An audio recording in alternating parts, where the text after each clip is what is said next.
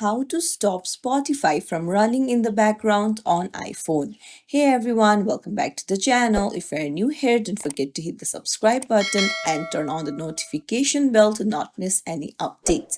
In today's video, I'm going to show you how to stop Spotify from running in the background on your iPhone. This simple change can save your battery life and reduce data uses.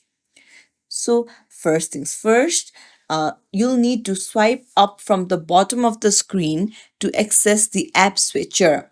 And if you see that the Spotify is open, you just need to swipe it up and then close it completely. Another thing what you can do is you can go to your settings and then scroll down, tap on apps, and then on the search bar, search for Spotify. Tap on it, and then if you see that background app refresh is toggled on, then turn it off.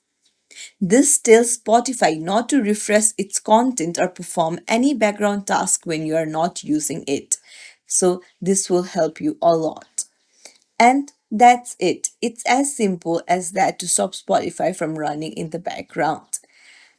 And if you found this tutorial helpful, don't forget to like and subscribe to our channel for more tips and tricks. Thank you for watching.